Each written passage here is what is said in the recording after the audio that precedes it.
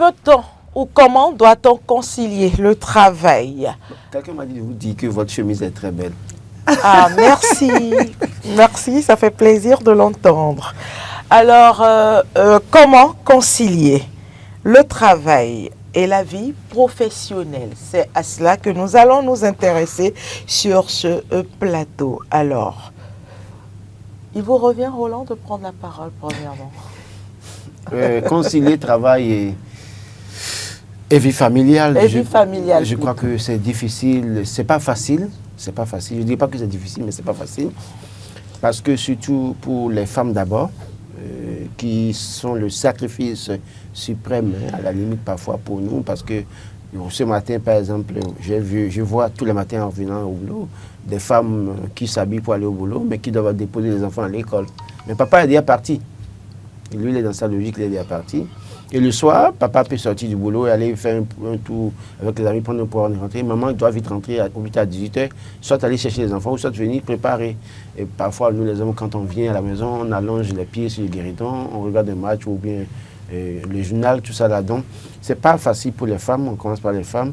Et je pense que oui, aujourd'hui, c'est vraiment de se programmer et de voir quelle est la priorité. La priorité en ce sens que qu'est-ce que je dois faire en tant que femme pour que mon foyer soit épanoui. Tout à fait. Parce que quand aussi j'ai dénoncé le fait que oui, parfois l'homme doit prendre un pot avec ses amis avant de rentrer, et quand il rentre, c'est pour...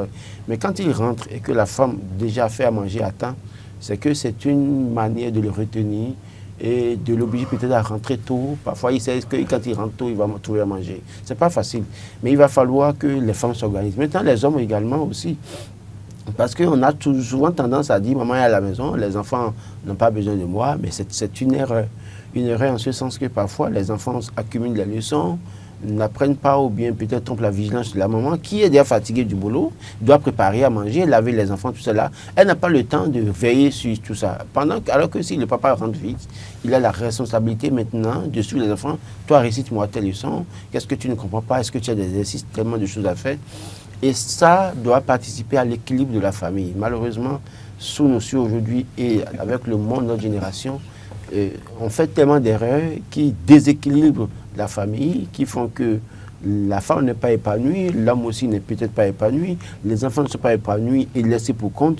Autant de choses. Donc, il faut vraiment trouver le juste milieu, faire en sorte que le papa connaisse ce qui doit être ses limites, que la maman aussi sache là où elle doit s'arrêter, ce qu'elle doit faire pour le bonheur de ses enfants. Autant de choses. On ne va pas inventer la roue, parce que oui, les gens savent bien ce qu'il faut faire, mais aussi il faut quand même aussi que les hommes aussi, à un moment donné, en conciliant travail et vie familiale, aussi prennent le temps parfois d'aller à la cuisine pour faire manger pour madame et les enfants. Pourquoi pas? Si vous avez un boulot, vous devez sortir tous les jours à 20h, 20h, 21h, 22h, et qu'un jour, par chance, vous sortez à 16h quand même, il n'y a rien de plus beau que de rentrer vite et de peut-être aller aider madame à couper les oignons, faire un jus rapidement pour les enfants, préparer avant que les enfants... Et madame même, quand elle rentre du boulot aussi, elle va chercher les enfants, elle rentre. Elle voit que monsieur est déjà rentré à faire manger. Mais écoutez, la joie qui pourrait l'animer. Et comment est-ce qu'en retour, vous allez recevoir ça d'elle? Je voudrais me permettre de dire... C'est sûr qu'on n'a pas la même compréhension. Non, pas du tout. Pas du tout. Alors, est-ce possible de réussir sa carrière professionnelle sans sacrifier sa vie familiale? Ce n'est pas possible. Ce n'est pas possible que vous puissiez réussir votre vie professionnelle sans pouvoir sacrifier votre vie familiale. Ce n'est pas du tout possible. Pourquoi? La réussite de votre vie professionnelle dépend pleinement du temps que vous consacrez également à votre vie familiale. Parce que, ne l'oublions pas, la vie familiale vous permet de parvenir à gérer vos émotions. Par contre, la vie professionnelle vous met au cœur du stress.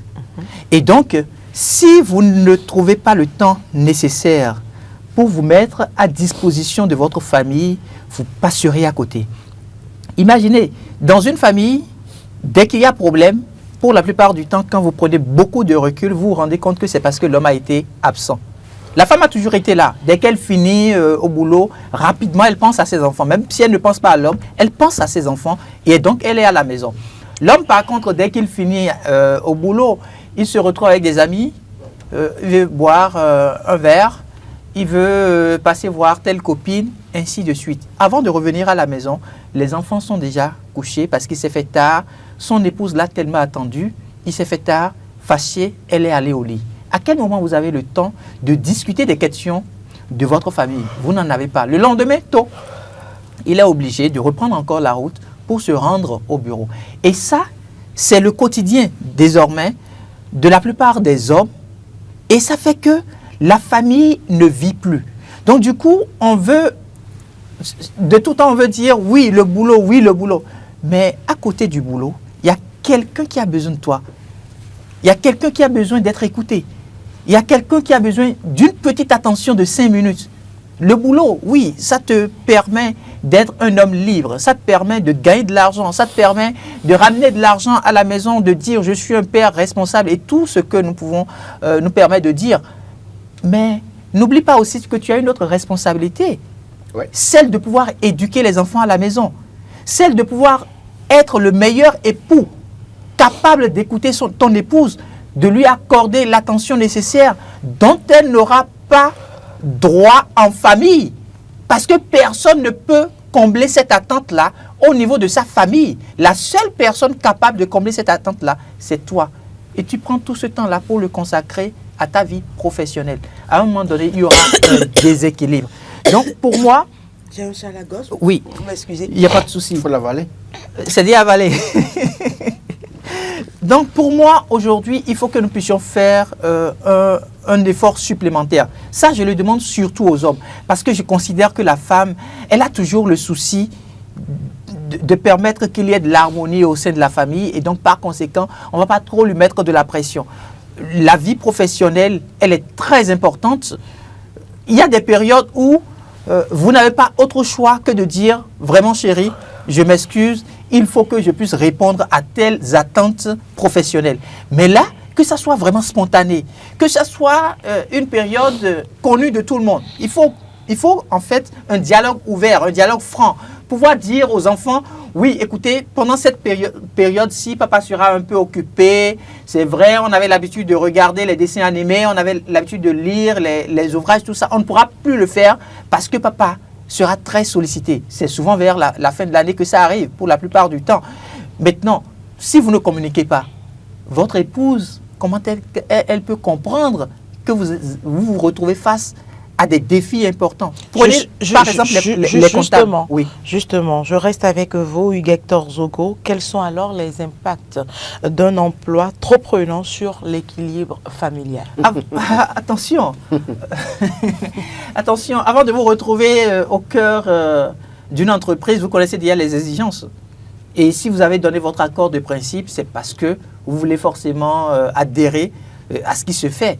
Maintenant, vous n'allez pas, parce que vous aviez des exigences familiales aussi, boycotter ce que l'entreprise attend de vous. Parce qu'il y a ce qu'on appelle la responsabilité sociale. Vous deviez forcément parvenir à trouver le juste milieu. Pour ne pas frustrer à la fois votre employeur et ne pas aussi empiéter sur ce qui peut être considéré comme un droit ou un acquis pour les membres de votre famille. Parce que ne l'oublions pas, vous passez plus de temps dans le cadre professionnel qu'à la maison. Qu'à la maison. Et donc, dès que vous faites tout ça, il y a tout un... C'est-à-dire, il y a sérieusement du stress que vous avez pu accumuler. Maintenant, quand vous revenez à la maison, si vous n'arrivez pas à retrouver aussi le temps nécessaire pour permettre à ces enfants, à votre épouse, à votre époux, d'obtenir une trentaine de minutes de blagues, de taquinerie, à quel moment vous voulez être épanoui dans la vie? Vous ne pouvez pas être épanoui à vous tout seul en pensant que il faut que ça soit au niveau professionnel ou bien il faut que ça soit exclusivement au niveau de la vie familiale. Les deux se complètent, ma foi. Ok. Je rappelle que les téléspectateurs auront juste à composer le 01 48 52 94 02 pour intervenir par rapport à cette thématique sur ce plateau. Et je crois qu'il y a déjà un téléspectateur ou auditeur en ligne. Bonjour. Bonjour, madame. Bonjour, à qui avons-nous l'honneur, s'il vous plaît? Oui, c'est M. Soulé Zachary. Monsieur Soulé Zachary depuis Paris. Oui, bonjour. Bonjour, allez-y pour votre intervention. Bonjour, monsieur Zachary. Bonjour, monsieur Zachary. Oui, bonjour, Laurent. Oui, au fait, travailler la vie professionnelle et la vie familiale, je pense que ça peut se faire. C'est une question d'organisation. C'est une question d'organisation, de planning. Parce que les deux vont ensemble. Parce que si on s'occupe trop de sa vie professionnelle et on ignore un peu la vie familiale, et sachez que ça ne peut pas aller loin pour la vie professionnelle. Il faut l'équilibre, il faut une organisation entre la vie familiale et la vie professionnelle. Parce que quand tu te donnes plus à la vie professionnelle et que tu ignores la vie familiale, parce qu'à la maison, ça ne pourra pas aller. Et quand tu te donnes plus à la vie familiale et que tu ignores la vie professionnelle, sache que au niveau professionnel, ça pourra. Il y aura des soucis, oui. C'est une question, oui, c'est une question d'organisation entre la famille et le travail. C'est une question de planning, en fait. Alors, quel impact alors lorsqu'on n'arrive pas à trouver ce juste milieu? Le juste milieu, si tu n'arrives pas à trouver le juste milieu, c'est que tu n'auras pas assez de temps pour ta famille. Et si tu n'as pas assez de temps pour ta famille, alors que c'est ça qui est le primordial, c'est pas l'argent que tu apportes à la famille qui est important, mais c'est le temps que tu consacres à ta famille, à tes enfants, de les accompagner parfois aller à l'école, de les accompagner pour faire des activités sportives et les mercredis soirs, ou d'aller les chercher après leur école, ou le temps que tu leur accordes pour leur faire les études, c'est ça qui est plus important. C'est pas l'argent que tu leur donnes, c'est pas l'argent que tu viens leur verser chaque jour qui est important. Merci à vous, monsieur Zachary. On vous aura compris. Très bonne semaine à vous. Roland, Laurent, on a une question. Je dirais que la nature a horreur du vide. Si votre travail vous prend tellement, vous parlez de travail trop pesant, au point où vous n'avez pas le temps pour votre épouse et vos enfants à la maison, les enfants iront se confier à quelqu'un de dehors. Bonjour les dégâts. La femme, qu'elle soit fonctionnaire ou ménagère, les soirs, elle a envie de raconter une histoire à son mari. Carole, là, quand elle quitte ici le soir, elle a envie de mettre sa tête sur l'épaule de son mari pour dire, tu sais qu'aujourd'hui, ce que Tom a fait après l'émission, est-ce que tu sais qu'après l'émission, Laurent, là, je lui ai parlé, il m'a ignoré. Et elle a envie de raconter ça à son homme le soir quand elle quitte le boulot. Et vous n'êtes pas là. Mais c'est là, elle va commencer par raconter l'histoire à quelqu'un sur WhatsApp ou sur Facebook. C'est très dangereux. Oui, travail, chercher l'argent. La femme Ce n'est qu'un exemple en prenant mon nom. Non, mais, oui, allez-y, continuez. Oui. Non, mais...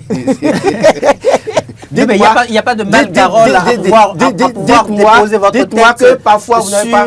Dites-moi que la poitrine de votre époux. Non, ça c'est normal. Écrire ou raconter ça à un cul-d'âme sur les réseaux sociaux. Je dis, bon, c'est pas toutes les femmes, mais il y a des femmes, la nature... Justement, c'est pour ça que je dis, ce n'est qu'un exemple. Allez-y. Oui, donc, et le meilleur exemple, puisque avec l'ère numérique, c'est ce qui se vit et qui détruit les familles. Mais je vais demander, beaucoup d'hommes font des jeux en écrivant à leurs épouses comme étant un nouvel homme, et les femmes se confient. Et les hommes finissent par découvrir que... Les hommes finissent par découvrir que, en réalité, ils sont en erreur. Parce que la femme a besoin de parler à quelqu'un. Si la voisine l'a embêtée dans la journée, si elles se sont disputées, elle a envie de raconter ça à son mari pour que le mari l'épaule pour dire, mais et aller voir le mari de l'époux dire, mais ta femme a manqué de respect à mon épouse et je ne veux pas ça. Mais si vous n'êtes pas là, elle fait quoi? Elle va voir quelqu'un à qui parler. Et de conseil en conseil, bonjour les gars. Les enfants. Téléspectateurs en ligne, bonjour. Oui, bonjour la reine mère. Bonjour monsieur Tozé. Exactement, c'est la voix routignole là, on le reconnaît partout. Allez-y pour votre intervention, monsieur Tozé. D'abord, bon début de semaine. Hein. Merci à vous. Merci, monsieur Merci. Tozé. À vous. Merci. Non, mais ce que vous avez en train de dire, les deux sont importants. Tout court, c'est une affaire d'organisation. Alors, si tu laisses l'autre, et qui veut s'occuper de ceci, tu as problème. Si c'est ceci-là, professionnel, tu as problème. Mais les deux font presque les mêmes choses. Même type, même tabac. Mais c'est à vous-même de s'organiser, c'est tout. L'organisation, c'est simple, hein, mais ce qui est marrant, si lorsqu'on est jeune, que la maman ou papa te commande, fais ceci, tu bouges, tout ça, là, c'est ça qui fait le jeu après, dans l'avenir. C'est tout ce que j'ai à dire, hein, mais les Merci deux sont corrects, c'est les jumeaux. Merci, merci à vous, Bonne journée à monsieur vous aussi. Tosé. Alors, Bonne semaine. Je disais, la fille... Alors, on a parle souvent- d'organisation. Oui, la fille a souvent Laurent. envie, oui, organisation, la fille Alors. a souvent envie de parler à son père, se confier à son père. D'accord? Le garçon veut se retourner vers sa mère pour se confier à sa mère. Vous, le papa, vous n'êtes pas à la maison. Voilà que la maman, elle est tellement rigoureuse Elle que... cherche un copain dehors. Voilà à qui elle se confie. Moi, j'ai eu un témoignage d'une fille comme ça. Tout le monde, papa n'était tout le temps, papa n'était pas, maman criait tout le temps. Elle est allée voir un tonton dehors à qui elle se confie, qui lui disait au début était le bon conseiller, mais qui a fini par la violer. On gère ça comment? Donc oui, la femme aime l'argent, dit-on, mais il ne faut pas que la course derrière l'argent vous fasse oublier que la femme a besoin de mettre sa tête sur votre épaule, sur votre poitrine pour vous parler. Il faut vraiment trouver le juste milieu pour qu'on... Oui. Allez-y, nous Oui, avons bonjour. quelqu'un au bout de la ligne. À qui avons-nous l'honneur, s'il vous plaît? Monsieur Sabet Koloré, la Sissi. Monsieur Lassissi, vous nous appelez Oui. d'où? Oui, depuis Godomé. Monsieur Voilà, Lassissi depuis Godomé. Godomé. Allez-y pour votre Monsieur Laurent, intervention. bonjour. Bonjour monsieur là, Sissi. Ça fait un moment. Ah oui, je ne connais pas. D'accord. Que Dieu vous accompagne.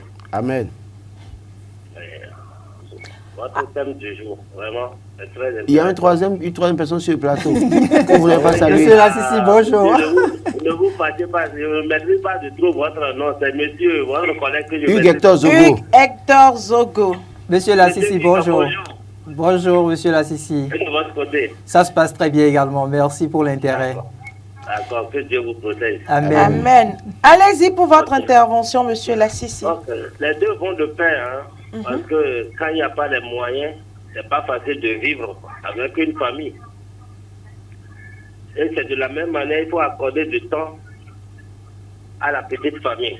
Mais tout ça là, nous allons toujours supplier et négocier nos épouses pour qu'elles comprennent. Oui. C'est pas facile d'être papa. C'est pas Surtout quand facile on est à d'être la maman maison. également. Ah, Je m'en doutais. Surtout quand on est à la maison. Surtout quand on Et quand on travaille. est à la maison, quels que soient les efforts que vous faites au niveau de la famille, quand le peu là ne rentre pas, franchement, c'est pas facile. Les hommes qui sont sur le plateau savent de quoi je parle. La femme qui est sur le plateau sait aussi de quoi. elle parle. Bonne journée à vous. Bonne journée, monsieur Alors, Lassissi. je finis en disant ceci. Je disais tout à l'heure, la femme elle aime l'argent, mais il ne faut pas dire que c'est parce que la femme, il faut entrer la femme qu'il faut perdre le temps, tout le temps dehors et ne pas avoir du temps pour elle. Alors, Parce comment que, parce que s'organiser vous concrètement? pouvez bien amener l'argent, la femme va laisser l'argent partir parce que vous n'êtes pas disponible pour elle. Tout à fait. Allez, Je écoute. suis d'accord avec vous. Ça, c'est vraiment vrai. Ah bon, on continue. La question, c'est comment s'organiser concrètement pour Non, pouvoir d'abord, concilier les s'organiser. deux, le travail et la famille. Pour moi, je dirais d'abord, il faut faire comprendre à votre épouse ce que vous faites. Définissez votre planning à votre épouse. Tel jour, je rentrerai à 22h, tel jour, je rentrerai à 20h. Si la communication est déjà, c'est déjà un bon début. Maintenant, parce que après ça, pour le travail, il faut quand même, pour la vie familiale, faire en sorte que les jours où vous rentrez tôt, qu'on ait au moins papa à la maison. Vraiment à la maison, pas sur le téléphone. Pas sur le Allez-y. téléphone à la maison, pas sur la télécommande. Tout à fait. Donc, oui. Donc, c'est comme ça qu'il faut s'organiser. Si la femme connaît votre planning par rapport à votre vie professionnelle, c'est vrai qu'on ne peut pas tout dévoiler à une femme quand même. Hein. Mais le plus important, c'est de dire dans une semaine, par exemple, au moins 2-3 jours, vous avez du temps pour être à côté de votre épouse. Elle est là, elle est rassurée que son homme est là. Les enfants sont rassurés que papa est là. Moi, je parlerai d'organisation en termes de ce que je viens d'expliquer. Hugues Hector Zogo, nous sommes à 25 minutes, donc à 5 minutes de la fin. Vous avez 2 minutes. Le temps de Je conclure. vais commencer par féliciter tous les hommes qui consacrent du temps à leur Épouser à travail. leurs enfants. À leur travail parce que je considère que c'est le travail qui libère l'homme. Et n'oubliez surtout pas aussi que vous aviez reçu mission d'éduquer des enfants et d'être le meilleur modèle d'époux pour votre épouse. Et par conséquent, essayez toujours d'avoir ne serait-ce que 5 minutes dans une journée à consacrer à votre famille. Parce que si nous faisons très attention, nous nous rendons compte que la femme n'a pas besoin de beaucoup de choses. Elle n'a pas besoin de votre argent. Elle a juste besoin... La femme a besoin d'argent. Non. Carole est toussée. En fait, quand je dis que la femme n'a pas besoin de votre argent, ne chosifiez pas la femme. Parce que nous avons... Je suis d'accord. Je comprends, je vous comprends. Je comprends l'esprit de votre démarche. Nous avons le sentiment que, oui, dès que je disparais et que plus tard je lui mets de l'argent à disposition, elle va se calmer. Ah oui, il y a des femmes qui se calment comme ça. Hein. Oui, mais en réalité, dès que la bombe va s'éclater, vous ne pourrez plus la méconnaître. Je suis d'accord. Ouais. Mais il y a des femmes, quand tu peux aller faire 2 mois, 2 semaines dehors, tu donnes l'argent, cache là, elle se calme d'abord. Elle sait pourquoi elle s'est calmée. Ça dépend. Carole, là, pardon. Donc pour moi, le plus important aujourd'hui, ce n'est pas de dire, oui, je mets de l'argent à disposition. Parce que ça relève déjà du naturel. Oui. Ça relève de ce que vous-même, vous comprenez que vous deviez assumer comme responsabilité. Voilà. Mais ce qui, en réalité, est de plus en plus oublié, c'est le temps que nous devons consacrer à nos épouses et à nos enfants. Je suis parfaitement d'accord. On se rend compte, l'épouse, quand elle commence par bouder, c'est à quel moment? C'est au moment où elle vous a observé pendant un bon moment. Elle s'est rendue compte que vous êtes resté tout le temps sur votre téléphone. Elle se dit, mais ce temps que vous passez au téléphone là, donc moi, je ne peux pas bénéficier d'une partie de ce temps. Donc, vos enfants ne peuvent pas bénéficier d'une partie de ce temps. Donc, à partir de ce moment, ça pose un problème au sein de la cellule familiale. Or, dès que ça ne va pas en famille, en tout cas pour ce qui me concerne, hein, dès qu'il y a un problème en famille, c'est que je ne pourrai pas être meilleur sur le plan professionnel. Forcément. Et donc, ça impacte. Je trouve que nous devons faire l'effort de trouver le juste milieu, le minimum à consacrer, même si c'est 5 minutes dans une journée, que ces 5 minutes soient un moment de qualité que nous puissions partager avec nos enfants, avec notre épouse et surtout vous les femmes. Il faut que vous puissiez travailler aussi à ne pas nous montrer que... bon, Allez chez les copines les plus importantes. Non, parce que vous savez ce qui se... J'ai pas voulu aller à la fin parce que j'ai vu le visage de Carole. Elle vous a influencé. Elle m'a influencé. Il fallait passer moi le mot en fait, ce que vous passez aux lèvres dehors, passez ça aussi à la maison avec nous. Oui, ça aussi. Nous en avons besoin. Bon, si vous permettez, en fait, il est en train de dire clairement, faites-vous belle pour nous à la maison. Parce que le problème, c'est que je donne l'argent, ma femme achète mèche naturelle, mais à la maison, elle a une tête de coco. Et c'est dehors. Elle veut sortir, elle veut maquiller, elle met tout pour les gens de dehors. Faites-vous belle pour nous à la maison. Mais c'est les gens du dehors qui apprécient la qualité de la femme que vous avez. Faites ça. C'est notre société. Ça ne doit pas être cela, mais c'est notre société. Faites ça pour sortir, mais faites-nous aussi ça pour à la maison. Ça nous retient à la maison. Ça nous permet de ne pas sortir parce que... Et de passer du temps avec vous. Vous passez du temps avec vous. Les dames, vous entendez? C'est des hommes qui en parlent. Moi, j'ai vu un monsieur se plaindre. Toi, à chaque fois, tu me demandes l'argent pour une mèche naturelle, je t'achète ça. Mais quand tu es à la maison, c'est des nattes, combien d'argent, et on a combien de temps? On enlève la perruque.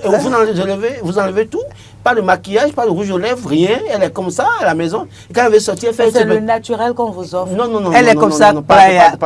Non. Le naturel, on l'apprécie. Non, le naturel. Mais au-delà du naturel, il y a un petit piment. Le naturel, on verra ça dans le lit. Mais quand vous êtes au salon avec nous, parfois, faites-vous belle. On a envie de voir ça. Et là, on oublie même la télé, on vous observe. Comment j'ai fait ce choix? Voilà. Qu'est-ce qu'elle est belle?